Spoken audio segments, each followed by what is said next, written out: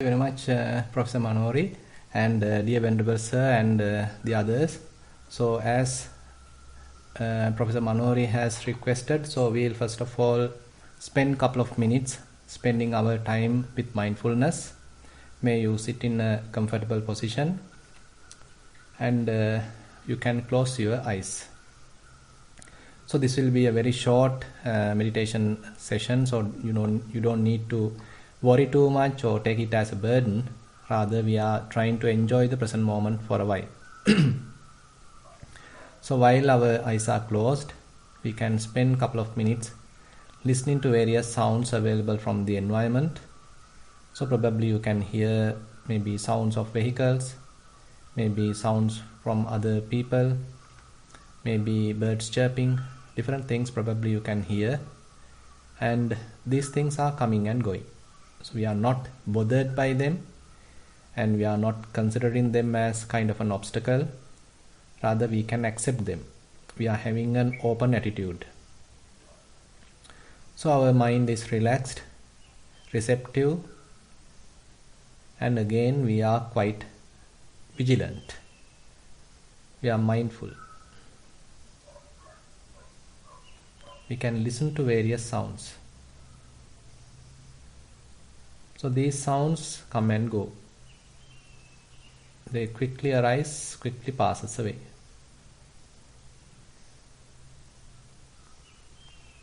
Now we can slowly bring our attention back to the body.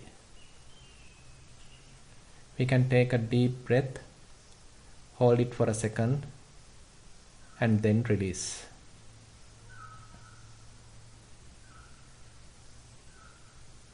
So like a anchor helping to a wandering ship to stay still.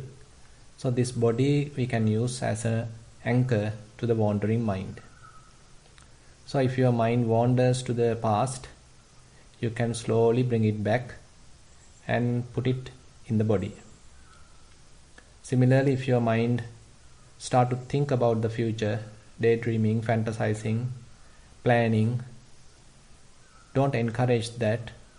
Slowly bring your attention back to the body. So what we feel in the body is quite ordinary. And those are direct experiences.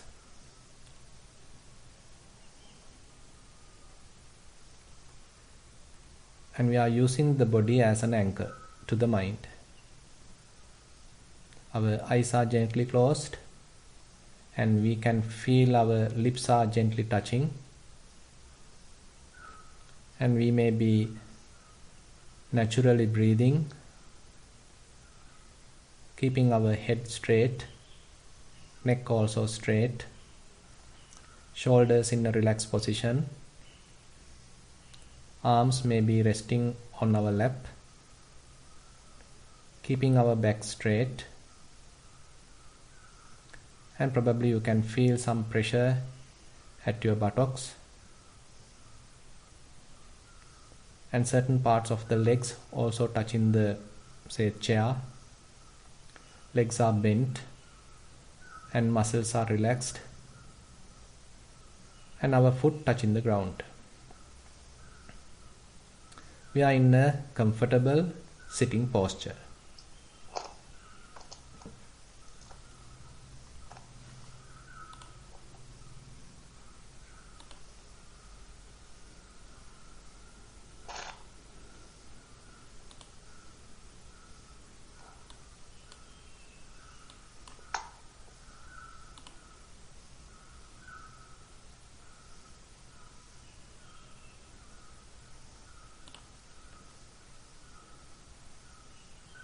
We can take a deep breath, hold it for a second, and then release.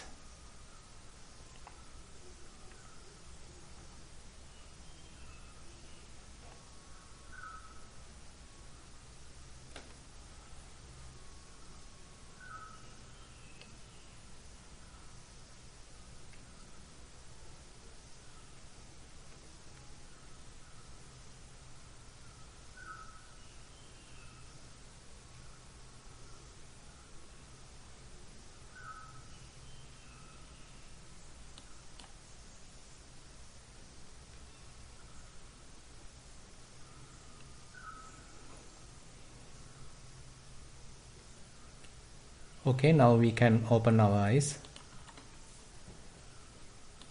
So let's start the Dhamma sermon. First of all, we pay homage to the Buddha. Namo tassa bhagavato arahato samma sambuddhassa. Namo tassa bhagavato arahato samma sambuddhassa. Namo tassa bhagavato arahato samma sambuddhassa. Appatittanko ahang auso anayuhang ogan taranti ti. Dear Venerable Sir, dear Dhamma friends, so as Professor Manori has given a very interesting introduction, so we are going to discuss about Ogatharana Sutta, which is the very first sutta available in the Samyutta Nikaya. So this is giving a very beautiful message by the Buddha, and there is in one occasion one Devata, celestial being, approached the Buddha while he was staying at Anathapindika's that monastery called Jetavanarama.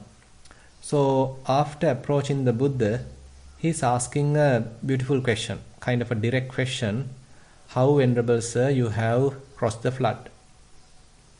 So according to this question, Buddha has given a very brief answer, telling appatittanko ahang auso anayuhang ogan tarantiti. So literally it means that by not holding and by not straining, I have crossed the flood. So by looking at this answer, actually one cannot really understand what the Buddha is meaning. So anyway, he is telling that without struggling and without halting, that he has crossed the flood. Now, as we also couldn't understand when this celestial being also didn't understand the meaning, so he is asking again, how that by not halting or not being still and not struggling, how have you crossed the flood? Now he wants a better explanation from the Buddha. Now Buddha is giving a better explanation. So he is telling, Yadako ahang auso santittami tadasu sansidami. So if I come to a standstill, friend, then I will sink. Yadako ahang auso ayuhami tadasu nibbuyhami. So if I start to struggle, then I will get swept away. So therefore, without being still, without being struggling, I have crossed the flood. Now after hearing this answer, it seems that the celestial being have somehow understood the answer, and so he is showing his gratitude, showing his appreciation by telling another verse, Chirassang vata passami brahmanang parinibbutam appatittang anayuham tinnang loke visakti kanti. So he is telling, after a long time, I was able to find a Brahmin, an Arahant, who has crossed the flood by not halting and not straining. Now we need to understand what this really means in this whole discussion. So that is what I am trying to explain as far as possible. So what Buddha has really meant here? Actually, some people say that the Buddha meant about the Kamusakallikanu yoga in the halting part, and the say that straining of oneself is the other part, giving some torturing oneself is the other side. So that is what he meant by struggling. So Attakilamatanu yoga. So that is one explanation given to this sutta by certain scholars. But on the other hand, from the practice point of view, we can learn a lot from this little sutta, from this short sutta, and kind of a very deep meaning is also we can understand by going through the sutta. So if we consider a typical practice life, suppose you want to little bit develop your mind, so therefore you are trying to restrain yourself a little, and again you want to develop certain amount of mindfulness. Suppose you are practicing walking meditation. Say you are going to a walking path, finding a walking path, and now you start to practice. Say when your left foot is touching the ground, you are noting it as left. When your right foot is touching the ground, you are noting it as right. So it's a very straightforward practice, and you can't even understand where this Ogatarana Sutta fit on to my practice. Doesn't matter. Suppose that you are continuing your practice. So as you continue your practice, say gradually you are gaining some amount of mindfulness. Say at the beginning you could only pay attention to say 5 steps, and after a couple of days you are able to keep your attention for 10 steps. Say after several weeks, say you are able to complete the whole walking path mindfully. Now you are doing something, you are in a way practicing, you are practically involved in meditation, developing mindfulness, and to some extent you are successful. Now suppose you are continuing like that. Say you are continuing that labeling, noting left, right, or you are labeling it as, noting it as lifting, moving, placing. Likewise, whatever the convenient way that you have recognized.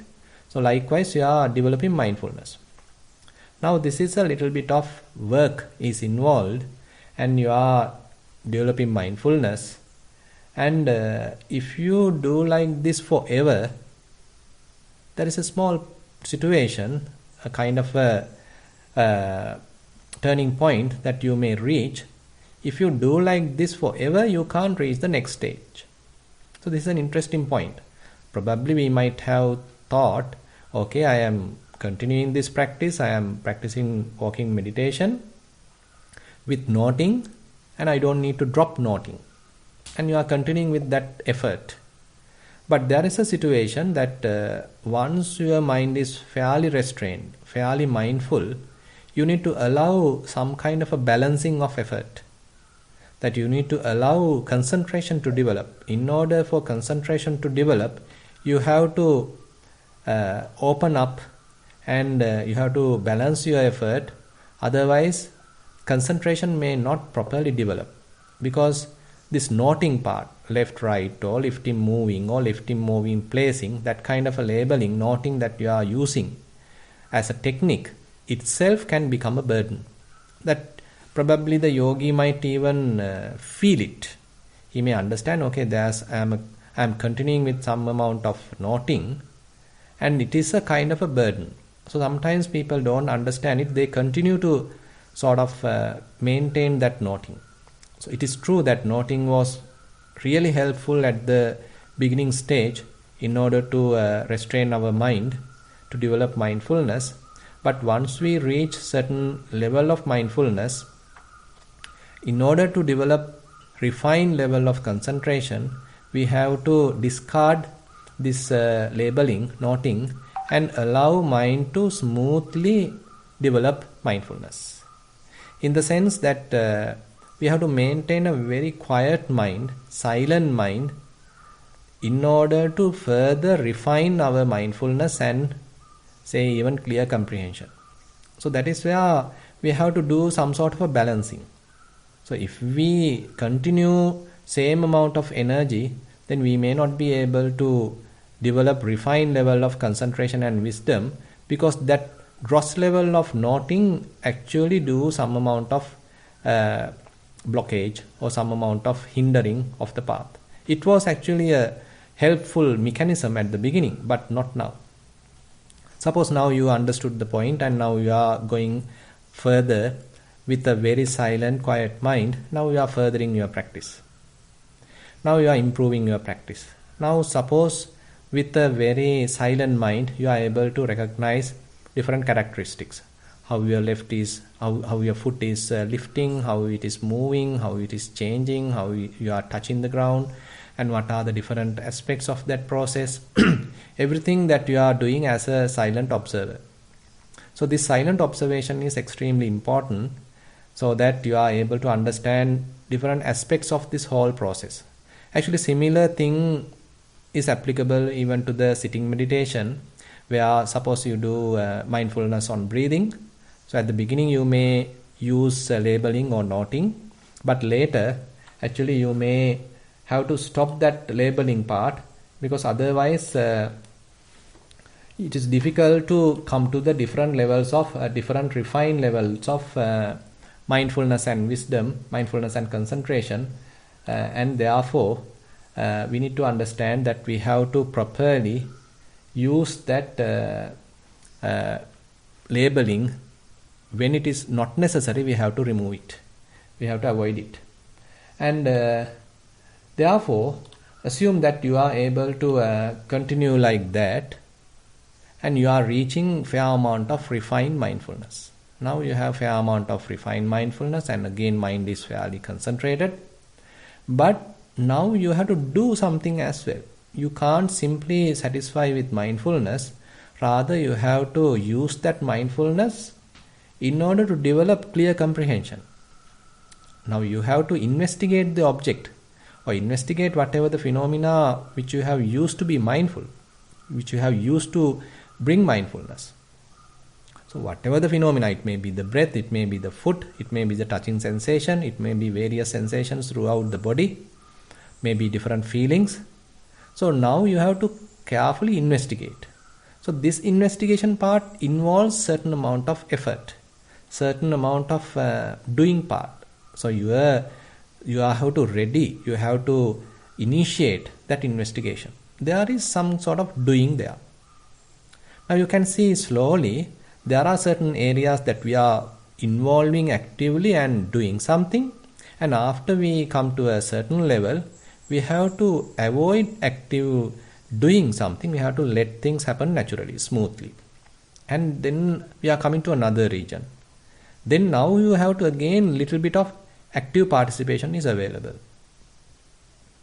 Now if we now connect with Ogatarana Sutta, it is not merely halting, it is not merely stilling or not doing anything.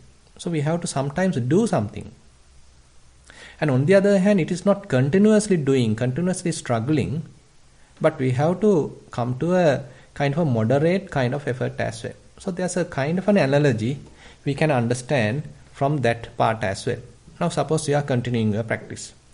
Now as you continue, say now you are observing all the different types of phenomena arising. It may be bodily phenomena, it may be different types of feelings, pleasurable feelings, painful feelings, equanimous feelings. Now you are carefully observing. So as you carefully observe these different phenomena, so more and more subtle aspects of those phenomena going to be available, and you are carefully observing them.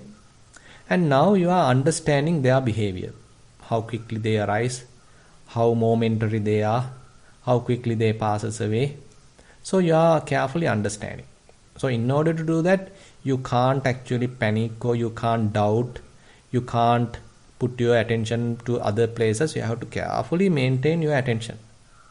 You have to focus your attention for a considerable period of time onto the area, onto various phenomena which you are now investigating.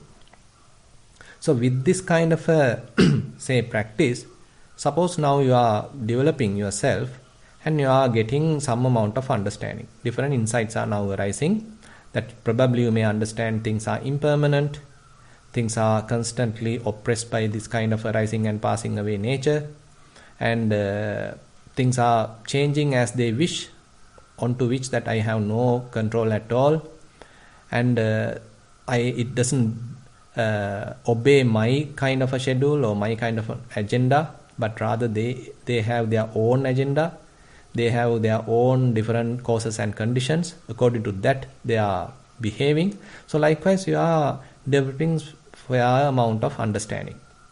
So as you continue your practice, now things start to change.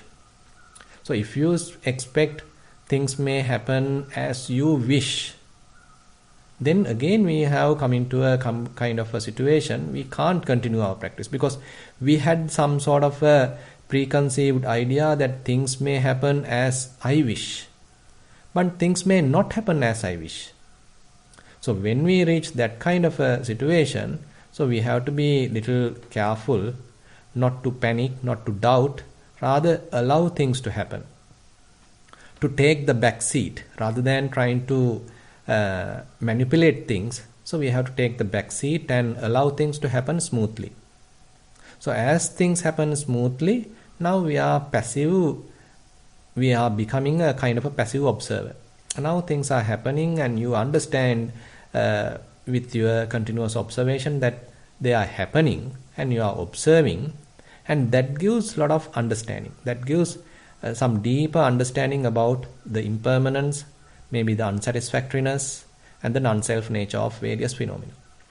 Now, after you come to a further development, say things start to change. It is not the way you like, but the things are developing, changing differently. Say you develop some sort of a situation that everything becomes somewhat like mixed up. Previously you were able to distinctly recognize different phenomena, various phenomena, but now everything appears like mixed up. It's like a flux. You can't distinguish this is this and this is that. Rather everything very much like mixed, everything appears like flux, and there is no much kind of an interest to look at it. Now you are getting a kind of a perspective of dispassion. Now even here, if you are not maintaining that passive observation, then you are sort of not understanding the practice. So here also we have to be careful not to struggle. You can't struggle in order to recognize distinct characteristics, but rather you have to allow things to mix up. You have to allow things to fade away. So now you can see, even here you are not struggling. At the same time, you are not sleeping either. Things are happening. You have a kind of a dispassionate perspective, but you can't go to sleep. You can't simply get up. You can't simply give up. You have to continue. So that continuation is there. You can't simply stop. At the same time, you can't struggle either. You allow things to happen and you are maintaining your this silent observation. So with that practice, now you are further developing yourself. That dispassion is further enhancing. Suppose you are coming to a level, okay, this dispassion is further developed, understanding is further developed, your wisdom is further developed, and time to time, your mind experiencing some sort of a sudden jerk even. So you feel like you lost something. You feel like that you have lost the kind of an address. Very much like. You have lost the footing. You have lost the establishment. Or you have lost the rope to which that you have hung on. You have lost. So here also kind of a situation. If you panic, if you struggle, if you doubt, then again you are coming back. But rather, without struggling, without stopping, you have to bear it. You have to maintain it. You have to endure it. You can see here also we can apply the Ogatarana Sutta, where Buddha is explaining how deeply throughout his practice he has maintained this impartial and very balanced, moderate kind of effort. Not going to struggle and not going to still, not going to simply halt, but maintaining the practice with the proper balancing of different faculties, spiritual faculties. Now, suppose you understood the point and now you are continuing your practice, and time to time now you understand, okay, time to time now mind is developing fair amount of momentum, of wisdom, and when it reaches kind of a threshold, mind simply lets go of everything. There is nothing to hold. There is nothing to attach. There is nothing to maintain mindfulness. There is nothing, any phenomena to focus your attention. So even here, if you encourage doubts, if you become panicked, then you are not doing it properly. Rather, you have to continue. You have to endure. Not to stop, not to struggle. You have to endure the situation. You have to continue the practice. Now, as you continue like this, now mind will understand, okay, there is a kind of a situation where mindfulness is available, but there is no object. There is no place to be mindful. There is no object or phenomena to be mindful. But a kind of a freedom of mind is there. No place to hang on. There is nothing to latch into. And there is no object to be mindful, but mindfulness is there. Time to time you might encounter such. Now assume that with that knowledge you are continuing. Now this understanding may further develop, and this experience may further develop, and more frequently that you may experience it. And more you experience it, now you got to have further understanding of the Ogatharana Sutta. So when you are experiencing that kind of a freedom, not to panic, not to struggle, not to sleep, not to become drowsy, but to be fully alert by still not doing anything. You can't do anything, simply there is nothing to do, but you can't go to sleep. You can't be drowsy. You have to be fully alert. So you have to continue the practice. Here also we can apply the Ogatharana Sutta. So the way that Buddha is explaining, how beautifully he has crossed the flood.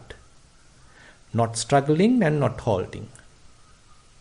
Now we have come to a situation, some amount of temporary freedom that the mind may experience, and even there we are maintaining the Buddha's advice. Not struggling, not halting, not becoming drowsy, not getting up, not giving up, maintaining some vigilance with a balanced effort. So as you continue, assume that now you understood, okay, there's a kind of a situation, mind can stay there, but there are no any kind of an agitation, there is no any kind of a phenomena to look at, no objects, but little awareness is there, some effortless awareness is there. So with that, now assume that you are continuing. Now you are somewhat seasoned in this area, and assume that you got an instruction, okay, you got to develop this even in the walking session now. Previously you understood this kind of a state of mind while in the sitting. Now you got to develop this even in the walking session. So you are now expanding your practice. So you are enhancing your practice. Even while walking, you are trying to encourage this kind of freedom of mind. So mind releases everything, no upadana, no holding, no grasping. So kind of a very light-weighted and spacious kind of a state of mind one may experience. You are continuing walking, but not at all with any kind of a labeling or noting. So you are not doing left, right, or lifting, moving, placing, any of those are not taken at all. And even various sensations you may feel, but you are not driving your mind to look at them. Rather, you allow mind to simply aware of everything. Aware but not grasping. Aware but not driven. Not kind of a, deliberate kind of awareness. Rather a natural awareness. Effortless kind of awareness. Smooth awareness. So you can see even here, so Buddha's advice. You are not struggling and you are not halting. You are not sleeping. You are not drowsy. You are vigilant. Maintaining a balanced effort. Now assume that you are become fairly seasoned in the practice. Now you are even able to have that kind of a non-grasping state of mind time to time. And you can maintain that non-grasping state of mind for 15 minutes. 20 minutes, 30 minutes. So now it is fairly registered in the mind. So while you are experiencing such, so what to do? Then you have a question. So what am I supposed to do here? So many questions are asked actually. So when you are experiencing such kind of a freedom of mind, what shall I do? Do I need to stop here?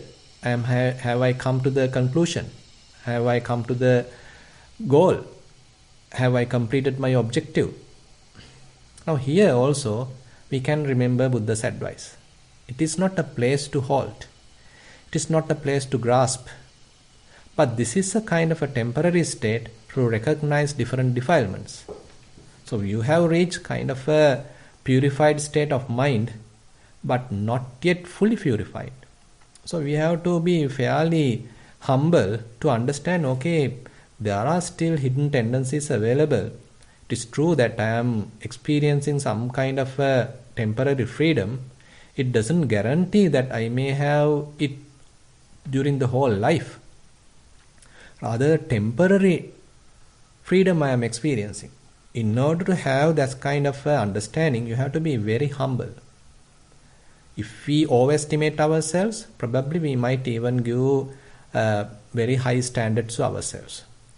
If we didn't understand properly this area, then probably we start to struggle. If we didn't understand it properly, this area, probably we might even give up meditation. But rather, applying Ogatharana Sutta, that technique, not halting, not struggling. So now we are using this freedom of mind, this clarity of mind, this spacious of mind to allow different defilements to come to the surface. How do we going to do it? Now we have to loosen the concentration.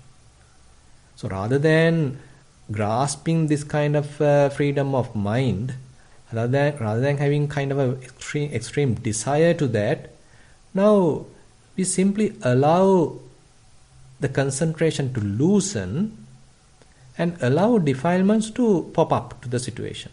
It's very much like, say, once you understand some amount of temporary freedom, now you can't simply guarantee that this is available for me every time or everywhere. Rather, this is a kind of a temporary situation depending on our practice, and time to time we may even lose it. Why? We are losing it because still we have latent tendencies. Different anusaya, different tendencies are available in the mind. So time to time they become active, and again the mind go and grasp. So we are not yet fully purified. So we are still in a very vulnerable situation, and we can't really say that I have come to a completion. So we have to be very humble. So we have to allow further continue our practice. So rather than halting our practice, rather than stopping our practice, rather than thinking that I have achieved something, we simply say, okay, this is a temporary situation. There are still hidden defilements. Let me carefully understand them. So in order to do that, you are now continuing your daily activities, and while you are continuing your daily activities, actually you are slowly trying to understand what are the defilements arising in the mind. Because when you are well prepared, when you are fully ready, defilements may not come.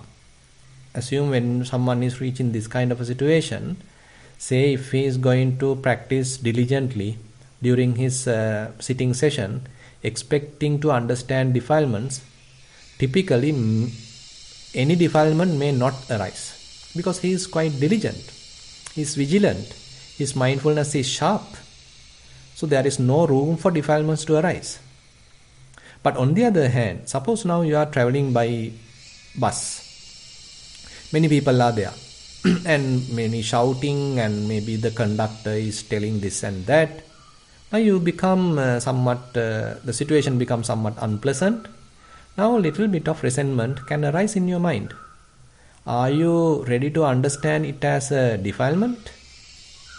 Can we remember that we were sitting so enthusiastically to recognize defilements? Now that defilement, not on the cushion which has arisen, but now while on the bus, it has arisen. Suppose you are driving a vehicle and you come to a say what you call a signal light, and now it has red and you are waiting on the queue, and maybe the person who is behind you and making a very loud horn asking you to move forward, but the red light is there. So are you getting a pleasant situation, or are you getting some sort of an agitation? Are you getting some sort of angry thoughts? Are you ready to recognize these defilements while on the road, while driving? Suppose you are talking with the person and he is not really accepting your words and he is not respecting your words and he is telling this and that. Probably he might not know the subject, but somehow he is talking, condemning your ideas. So are you able to maintain relaxed mind? Are you able to understand your defilements? Are you getting some sort of angry? Is your mind getting agitated? Is it possible to understand these defilements? So likewise, we need to understand while doing daily activities, there is quite often we may go through different defilements. So we should be vigilant to understand these defilements on daily activities. So therefore, it is not that we have stopped the practice. So we have to continue the practice. At the same time, we are not struggling either. Struggling in the sense we are not doing like previously hours of practice, hours of strenuous practice. It is also not there. Now you are maintaining yourself. You are practicing the Noble Eightfold Path. So you are maintaining right view. You are maintaining the proper, thoughts. You are maintaining your sila. You are practicing mindfulness, wisdom, etc. But with the attitude of seclusion, with the attitude of restfulness, attitude of relaxation. So it is not a struggle. It is not a kind of it is not a kind of halting, or it is not a complete giving up. It is not that you have completely neglected the practice. You have to continue the practice. Remembering Buddha's advice, not struggling, not halting. You haven't yet come to the situation, or you haven't yet come to the goal. There's a long path to go. There's a long way to go. So we have to be on the ground. We have to deal with others. We have to do various other tasks. So then only we will understand what are the defilements still present in our mind. So you can understand how Buddha is taking us in a kind of a long journey. It is true that we have practiced maybe several hours previously. As a result of that, we were able to develop fair amount of mindfulness, fair amount of concentration, fair amount of wisdom. But now we are using that in practical sense while dealing with various day-to-day activities. And while continuing that activities, actually now we are recognizing subtle defilements and allowing subtle defilements to come to the surface of the mind and carefully tracing them, not feeding them, not being victim to those defilements, but carefully allowing them to happen and allowing them to go, letting go. So it's a kind of a smooth practice. It's a kind of a natural practice. You are not in a deep concentration. Rather, you are in a very natural awareness. You are not struggling. You are not extremely in a doing mode. Rather, you are in a kind of an accepting mode. You are in a balance mode. You are in a natural awareness mode. So you can see Buddha's answer to this deity, to this celestial being, has a very deep practical meaning when we are considering that. So the 4 floods, as Professor Manori informed, so there are 4 types of floods Buddha is explaining. The first one is called Kama Oga, different sensual desires. And then Bhava Oga, so that is the flood of sort of trying to become. I want to become someone. And then Ditti Yoga, different types of standpoints, different types of views, strongly holding. And Avidya Yoga, that is the ignorance. So these subtle yoga, these subtle floods, so we have to carefully cross. So by simply struggling we can't do. And simply by resting we can't do. So we have to have a kind of an ongoing path in order to cross the flood. It is very much like, suppose you are crossing a river. So assume that there's a strong waves available. So if you try to swim against the current, it would be very difficult, because the waves are very strong. So your strength may not be sufficient to cut off the waves. On the other hand, if you simply stop not doing, then you can't cross. So you have to use the wave as well as you have to go to the other shore. So it's kind of swimming in according to the kind of in the diagonal, like not directly crossing, rather you are swimming in the diagonal, like. So you are using the wave as well. So it's a kind of a very beautiful approach that Buddha has taken when he is explaining how he has crossed the flood. So you can understand how practical message is available in this Ogatarana Sutta, and if we understand this deeply, very practically, we can use this message throughout our practice. With that practical knowledge, we can actually have a lot of encouragement, a lot of inspiration to our practice, and so that we also may be able to cross the flood without stopping and without struggling. So with that note, I like to conclude today's Dhamma sermon. Now I like to open the session for questions.